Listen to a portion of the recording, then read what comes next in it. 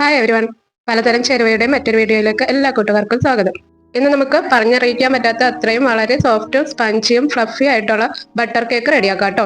ഈ ഒരു കേക്കിന്റെ അകത്തെ സ്ട്രക്ചർ നിങ്ങൾക്ക് കാണുമ്പോൾ തന്നെ അറിയാൻ പറ്റും, വളരെ സോഫ്റ്റ് ആട്ടോ. ബട്ടറും മുട്ടയൊക്കെ നമ്മൾ ഇതിൽ ചേർത്തിട്ടുണ്ടെങ്കിലും അതിന്റെ മട്ടിക്കുന്ന ഒരു ചുകയോ സ്മെല്ലോ ഒന്നും ഇതിനില്ല കേട്ടോ. നിങ്ങൾ ഒരു പ്രാവശ്യം ഒന്ന് ട്രൈ ചെയ്ത് നോക്കുക. എത്ര വേണമെങ്കിലും നമുക്ക് വെറുതെ കഴിക്കാം. ഇത് പിന്നെ ഐസിങ് ചെയ്യാനൊക്കെ നല്ലതായിരിക്കും കേട്ടോ. നിങ്ങൾക്ക് ഈ വീഡിയോ കുറച്ചെങ്കിലും ഉപകാരപ്രദമാകുന്നുണ്ടെങ്കിൽ ഒന്ന് ലൈക്ക് ചെയ്ത് സപ്പോർട്ട് ചെയ്യണേ. കേക്ക് ബാറ്റർ ഉണ്ടാക്കാൻ തുടങ്ങുന്നതിന് മുമ്പായിട്ട് ആദ്യം തന്നെ നമുക്ക് കേക്ക് ടിൻ ഒന്ന് റെഡിയാക്കി വെക്കാം. നമ്മൾ കേക്ക് ഗ്യാസ് അടുപ്പത്ത് വെച്ചാട്ടോ ബേക്ക് ചെയ്യുന്നത്. കുറച്ചധികം സമയം തന്നെ ബേക്ക് ചെയ്യേണ്ടതുണ്ട്. അതുകൊണ്ട് ബട്ടർ പേപ്പർ മസ്റ്റ് ആട്ടോ.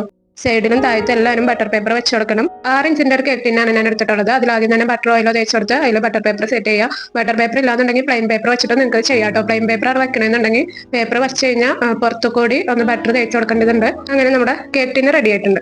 ഇനി അടുത്തതായി കേക്കിലേക്ക് വേണ്ട എഗ്ഗാണ് ഞാനിവിടെ റെഡിയാക്കി വെക്കുന്നത്. നമുക്ക് ഈ റെസിപ്പിയിലേക്ക് 3 എഗ് യോൾക്കും 2 എഗ്ഗാണ് വേണ്ടത്. നമ്മുടെ കേക്കിലേക്ക് എഗ് വൈറ്റ് കൂടി കഴിഞ്ഞിട്ടുണ്ടെങ്കിൽ കേക്ക് ഡ്രൈ ആയി പോകും. വല്ലാതെ ഡ്രൈ ആയി കഴിഞ്ഞിട്ടുണ്ടെങ്കിൽ റബ്ബർ പോലെ ആവേ, സോഫ്റ്റ്നെസ് ഇല്ലാതിരിക്കുകയൊക്കെ ചെയ്യും. അപ്പോൾ അതുകൊണ്ടാണ് നമ്മൾ 3 എഗ് വൈറ്റ് മാറ്റി കളയുന്നത്. എഗ് വൈറ്റ് കളയാന്നല്ലാട്ടോ ടേസ്റ്റ് ആയത്. ഒരു പാത്രത്തിൽ അടിച്ച് ഫ്രിഡ്ജിൽ വെച്ച് കഴിഞ്ഞാൽ നമുക്ക് ആവശ്യമുള്ള സമയത്ത് എന്തെങ്കിലും നമുക്ക് ഉപയോഗിക്കാമല്ലോ.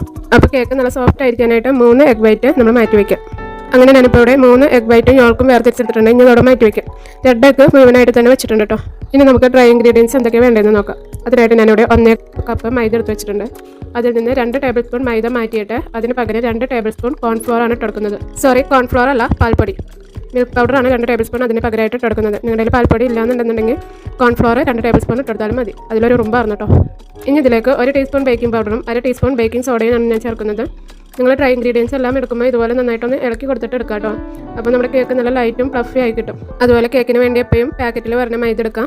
പിന്നെ ബേക്കിംഗ് സോഡയും ബേക്കിംഗ് പൗഡറും 6 മാസത്തിൽ കൂടുതലാവാത്തത് എടുക്കുക.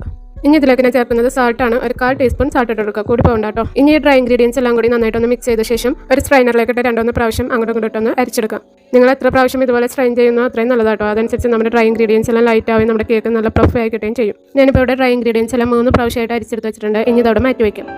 ഇനി നമുക്ക് ബാറ്റർ തയ്യാറാക്കാൻ തുടങ്ങാം. അതിനായിട്ട് കംപ്ലീറ്റ് കേക്കിൻ്റെ ബാറ്റർ കൊള്ളാൻ പറ്റിയ രീതിയിലുള്ള ഒരു ബോൾ എടുക്കുക. അതിലേക്ക് 250 ഗ്രാം അൺസാൾട്ടഡ് ബട്ടർ ഇട്ട് എടുക്കുക. ഒരു കാര്യം പ്രത്യേകം ശ്രദ്ധിക്കാൻ, നമ്മൾ കേക്കിലേക്ക് എടുക്കുന്ന എല്ലാ ഇൻഗ്രീഡിയൻസും റൂം ടെമ്പറേച്ചറിലുള്ളതായിരിക്കണം. എഗ് ആണെങ്കിലും ബട്ടർ ആണെങ്കിലും വാനില എസൻസ് ആണെങ്കിലും എന്താണെങ്കിലും. ഞാൻ ഈ ബട്ടർ രാവിലെ എടുത്ത് പുറത്ത് വെച്ചിരുന്നതാണ്. ഇപ്പോൾ വൈകിട്ടാണ് കേക്ക് ഉണ്ടാക്കുന്നത്. ഇപ്പോൾ റൂം ടെമ്പറേച്ചറിലേക്ക് ഇതായിട്ടുണ്ടായിരുന്നു. ഇനി ഇത് ലോ ടു മീഡിയം സ്പീഡിൽ 1-2 മിനിറ്റ് നന്നായിട്ട് ബീറ്റ് ചെയ്തെടുക്കുക. ബട്ടർ ആദ്യം തന്നെ ഇതുപോലെ ഒന്ന് ബീറ്റ് ചെയ്തെടുത്ത ശേഷം ഇനി ഇതിലേക്ക് വേണ്ട പഞ്ചസാര കുറച്ചായിട്ട് ബീറ്റ് ചെയ്തെടുക്കണം. ഞാനിപ്പോൾ ഈ കേക്കിലേക്ക് ടോട്ടൽ 1 കപ്പ് പഞ്ചസാരയാണ് എടുക്കുന്നത്. 1 കപ്പ് പഞ്ചസാര 200 ഗ്രാം ഉണ്ടാവും കേട്ടോ.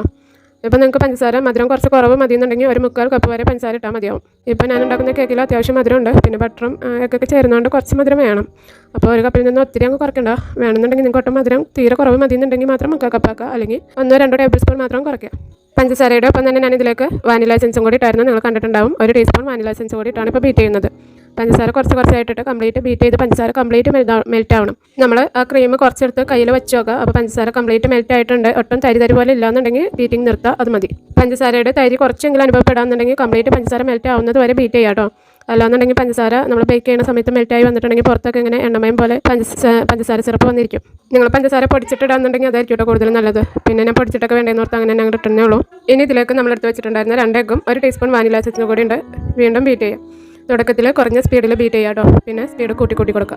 ഈ ഒരു കേക്ക് ഉണ്ടാക്കാനായിട്ട് ബീറ്റർ നിർബന്ധം കേട്ടോ. നമ്മൾ വിസ്ക് വെച്ചിട്ട് ഉണ്ടാക്കിയിട്ടുണ്ടെങ്കിൽ ഇത് ശരിയാവില്ല, ചിലപ്പോൾ കട്ടിയായിട്ടൊക്കെ വരും. നമ്മൾ ബട്ടറിലും എഗ്ഗിലെല്ലാം വാനില എസൻസ് ഇട്ട് ബീറ്റ് ചെയ്യുന്നത് എഗ്ഗിൻ്റെയും ബട്ടറിൻ്റെ ഒക്കെ കുത്ത് വരാണ്ടിരിക്കാൻ വേണ്ടിയിട്ടാട്ടോ. വാനില എസൻസ് ഇട്ട് നന്നായിട്ട് ബീറ്റ് ചെയ്ത് കൊടുക്കുമ്പോൾ എഗ്ഗിൻ്റെയും ബട്ടറിൻ്റെ ഒന്നും കുത്തുണ്ടാവില്ല. 2 മുഴുവനായിട്ടുള്ള എഗ്ഗ് ഇട്ട് നന്നായിട്ട് ബീറ്റ് ചെയ്ത് നല്ല വൈറ്റ് ക്രീം ആയ ശേഷം മാത്രം ബാക്കിയുള്ള എഗ് യോൾക്ക് 3 ഉള്ളത് ഇട്ട് കൊടുക്കാം. ഇനി ഇത് നന്നായിട്ട് ബീറ്റ് ചെയ്ത് ഇതുപോലെ നല്ല വൈറ്റ് കളർ ആവുന്നത് വരെ ബീറ്റ് ചെയ്തെടുക്കാം. ഒരു 3-5 മിനിറ്റ് എങ്കിലും നന്നായിട്ട് ബീറ്റ് ചെയ്ത് കൊടുക്കാം കേട്ടോ. ഇനി ഇതിലേക്ക് 1 ടീസ്പൂണിന് താഴെയായിട്ട് ചെറുനാരങ്ങ നീര് ഒഴിച്ച് കൊടുക്കുക, കൂടി പോകണ്ട കേട്ടോ. ഇനി ഞാൻ ഇതിലേക്ക് 1 ടേബിൾ സ്പൂൺ ഓറഞ്ച് സെസ്റ്റ് കൂടി ഇടുന്നുണ്ട്. ഇത് ഞാൻ വീട്ടിൽ തന്നെ ഓറഞ്ചിൻ്റെ തൊണ്ട് ഒട്ടും വെള്ളം പോരാതെ ചെത്തിയെടുത്ത് ഉണക്കിയെടുത്തതാട്ടോ. എനിക്ക് ബട്ടറിൻ്റെ ടേസ്റ്റ് ഒന്നും അധികം ഇഷ്ടമില്ലാത്തതുകൊണ്ട് ഇടുന്നതാണ്. നിങ്ങൾക്ക് വേണമെന്നുണ്ടെങ്കിൽ മാത്രം ഇട്ടെടുത്താൽ മതി. ഇനി ഞാനിവിടെ 1/2 കപ്പിന് താഴെയായിട്ട് വാം മിൽക്ക് എടുത്ത് വെച്ചിട്ടുണ്ട് കേട്ടോ. ഇതിനൊരു ചെറിയ ചൂടേ ഉള്ളൂ. റൂം ടെമ്പറേച്ചറിലുള്ളതായാലും കുഴപ്പമില്ല. നമ്മൾ ഡ്രൈ ഇൻഗ്രീഡിയൻസ് ഒക്കെ മിക്സ് ചെയ്യുന്ന സമയത്ത് ബാറ്ററി തിക്കാന്ന് തോന്നുന്ന സമയത്തെല്ലാം ഈ പാൽ ഒഴിച്ചെടുക്കും. ഇപ്പോൾ നമ്മുടെ ബാറ്ററി ഡ്രൈ ഇൻഗ്രീഡിയൻസ് ഇടുന്നതിന് മുമ്പ് തന്നെ ഇച്ചിരി തിക്കാണ്. അതുകൊണ്ട് ഒരു 2-3 ടേബിൾ സ്പൂൺ പാൽ ഒഴിച്ചെടുത്ത് ഒന്ന് ബീറ്റ് ചെയ്തെടുക്കുന്നുണ്ട്. പാൽ ഒഴിച്ചെടുത്ത് ബീറ്റ് ചെയ്യുമ്പോൾ ഒത്തിരി സമയം ഒത്തിരി സ്പീഡിൽ ഇട്ടൊന്നും ബീറ്റ് ചെയ്യരുത് കേട്ടോ. തീരെ കുറഞ്ഞ സ്പീഡിൽ ഒരു 10 സെക്കൻഡൊക്കെ ഒന്ന് ബീറ്റ് ചെയ്ത് കൊടുത്താൽ മതി. ഇനി ഇതിലേക്ക് നമ്മൾ അരിച്ച് വെച്ചിട്ടുള്ള ഡ്രൈ ഇൻഗ്രീഡിയൻസ് കുറച്ച് ഇട്ടെടുത്തിട്ടുണ്ട്. ഒരു 4-1 ഭാഗം 3-1 ഭാഗമൊക്കെ ഇട്ടെടുത്താൽ മതി കേട്ടോ. ഇനി ഇതുപോലെ പയ്യനെ സ്പാച്ചില ഉപയോഗിച്ച് മിക്സ് ചെയ്യാം. സ്പാച്ചില ഇല്ലാന്നുണ്ടെങ്കിൽ മരത്തിൻ്റെ തവ ഉണ്ടെന്നുണ്ടെങ്കിൽ അതെടുത്താലും മതി കേട്ടോ. അപ്പോൾ ഇങ്ങനെ മിക്സ് ചെയ്യുന്ന സമയത്ത് ഇച്ചിരി ബലം അനുഭവപ്പെടാന്നുണ്ടെങ്കിൽ അപ്പോൾ പാൽ ഒഴിച്ചെടുക്കാം കേട്ടോ. ഒരുപാട് ബലത്തിൽ നമ്മൾ ബലം പിടിച്ച് മിക്സ് ചെയ്യാന്നുണ്ടെങ്കിൽ നമ്മുടെ കേക്ക് ഹാർഡായി പോകും. ബട്ടറും പഞ്ചസാര എഗ്ഗൊക്കെ പതിപ്പിച്ച് പക്കി വെച്ചതൊക്കെ താന്നു പോകും. അതുകൊണ്ട് വളരെ സൂക്ഷിച്ച് തന്നെ മിക്സ് ചെയ്തെടുക്കുക. വളരെ കുറഞ്ഞ സ്പീഡിൽ പയ്യനെ മിക്സ് ചെയ്യുക. ബലം തോന്നുമ്പോൾ അപ്പോൾ പാലൊഴിച്ച് കൊടുക്കുക. ഒരു ബാച്ച് പൊടി ഇട്ടെടുത്ത ശേഷം പൊടി ബാറ്ററിൻ്റെ എല്ലാ ഭാഗത്തേക്കും നന്നായിട്ട് മിക്സ് ആയെന്ന് തോന്നിയ ശേഷം വേണം അടുത്ത ബാച്ച് പൊടി ഇട്ട് കൊടുക്കാൻ കേട്ടോ. ഇപ്പോൾ കംപ്ലീറ്റ് ഡ്രൈ ഇൻഗ്രീഡിയൻസ് ഇട്ട് മിക്സ് ചെയ്തെടുത്തിട്ടുണ്ട്. ഇനി ഒരു 10 സെക്കൻഡ് ബീറ്റർ ഉപയോഗിച്ച് നന്നായിട്ടൊന്ന് കുറഞ്ഞ സ്പീഡിൽ മിക്സ് ചെയ്ത് കൊടുക്കുക. ബാറ്റർ റെഡിയായ ശേഷം മിക്സ് ചെയ്യുമ്പോൾ തീരെ കുറഞ്ഞ സ്പീഡിൽ വേണം കേട്ടോ മിക്സ് ചെയ്യാനതും. ഒരു 10 സെക്കൻഡ് കൂടി വന്നു. ഡ്രൈ ഇൻഗ്രീഡിയൻസ് എവിടെയെങ്കിലുമൊക്കെ മിക്സ് ആവാതെ ഇരിക്കുന്നുണ്ടെന്നുണ്ടെങ്കിൽ കംപ്ലീറ്റ് അങ്ങ് മിക്സ് ആയി കിട്ടാൻ വേണ്ടിയിട്ടാണ് ഇങ്ങനെ ഒന്ന് ബീറ്റ് ചെയ്തെടുക്കുന്നത്. ഇപ്പോൾ നമ്മുടെ ബാറ്റർ കംപ്ലീറ്റ് റെഡി ആയിട്ടുണ്ട്. ഇനി ഇത് നമ്മൾ നേരത്തെ റെഡിയാക്കി വെച്ചിട്ടുള്ള കേക്ക് ടിന്നിലേക്ക് ഒഴിച്ചെടുക്കാം.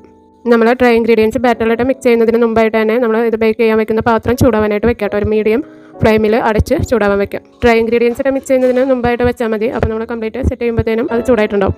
ബാറ്ററിൻ്റെ മുകളിൽ ലൈറ്റ് ആയിട്ടൊന്ന് ഷേപ്പ് ചെയ്ത് കൊടുക്കുന്നുള്ളൂ കേട്ടോ. പ്രസ് ചെയ്യുന്നില്ല. പ്രസ് ചെയ്തിട്ടുണ്ടെങ്കിൽ കേക്ക് തന്നു പോകും. നമ്മളിതുപോലത്തെ സ്പഞ്ച് കേക്കൊക്കെ ഉണ്ടാക്കുമ്പോൾ നല്ല കട്ടിയുള്ള പാത്രം തന്നെ ബേക്ക് ചെയ്യാനായിട്ട് വെക്കാം കേട്ടോ. നമ്മുടെ ഉരുളിയുടെ അടിഭാഗം ഇച്ചിരി ഓവൽ ഷേപ്പാണ്. അപ്പോൾ കേക്ക് നിരപ്പായിട്ടിരിക്കാൻ വേണ്ടിയിട്ട് പരന്നൊരു പാത്രം അടിയിൽ കമത്തി വെക്കാം. അതിന് മുകളിലായിട്ട് നമ്മുടെ ബാറ്റർ വെച്ച കേക്ക് ടീൻ വെച്ചെടുക്കാം.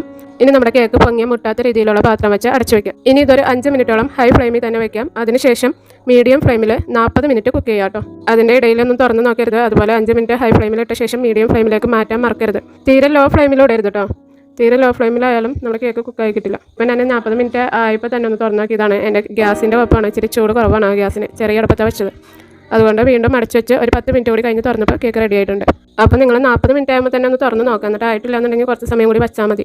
അപ്പോൾ നിങ്ങളുടെ ഫ്ലെയിം ഇച്ചിരി കൂടുതലാണെന്നൊക്കെ ഉണ്ടെന്നുണ്ടെങ്കിൽ 40 മിനിറ്റ് ആകുമ്പോഴത്തേനും കുക്കാവും. അപ്പോൾ നമ്മൾ കൂടുതൽ സമയം വെച്ചിട്ടുണ്ടെങ്കിൽ കഴിഞ്ഞ് പോകും. നമ്മുടെ കേക്ക് ഇവിടെ നന്നായിട്ട് പൊങ്ങി വന്നിട്ടുണ്ട്. നല്ല സ്പഞ്ചാണ്.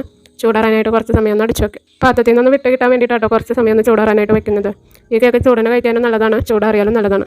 ബട്ടറിൻ്റെ ടേസ്റ്റ് ഒന്നും മുന്തി വരില്ല. വളരെ ടേസ്റ്റിയാണ്. എല്ലാവരും ഒന്ന് ട്രൈ ചെയ്ത് നോക്കാം. പിന്നെ ഇതിൻ്റെ സ്വന്തം റെസിപ്പി ആട്ടോ. ഞാൻ പല വീഡിയോസും കണ്ടു, പല കേക്കുകൾ ഉണ്ടാക്കിയതിൽ നിന്നും എനിക്ക് മനസ്സിലായ കാര്യങ്ങളൊക്കെ വെച്ചിട്ട് ഞാൻ സ്വയം ഒരു റെസിപ്പി തയ്യാറാക്കി നോക്കിയതാണ്. വളരെ സൂപ്പറായിരുന്നു. ഫസ്റ്റ് ട്രയൽ തന്നെ വളരെ സക്സസ് ആയി വന്നിട്ടുണ്ടായിരുന്നു. അപ്പോൾ ഞാനിത് വീഡിയോ ആക്കാമെന്ന് വിചാരിച്ചത്. വളരെ സോഫ്റ്റും മോയ്സ്ചറും ഒട്ടും ഇലാസ്റ്റിസിറ്റി ഇല്ല. നമ്മൾ വലിക്കുമ്പോൾ റബ്ബർ പോലെ അങ്ങനെയൊന്നുമില്ല. അപ്പോൾ എല്ലാവരും ഇതൊന്ന് ട്രൈ ചെയ്ത് നോക്കാം. വീഡിയോ ഇഷ്ടപ്പെടാമെന്നുണ്ടെങ്കിൽ, റെസിപ്പി നന്നാവാന്നുണ്ടെങ്കിൽ ലൈക്ക് ചെയ്യാനും ഷെയർ ചെയ്യാനും കമൻറ്റ് ചെയ്യാനും സബ്സ്ക്രൈബ് ചെയ്യാനൊന്നും മറക്കരുത്. അപ്പോൾ ഇൻഷാ അല്ലാഹ് ഇനി മറ്റൊരു വീഡിയോ ആയിട്ട് കാണാം. Thank you all.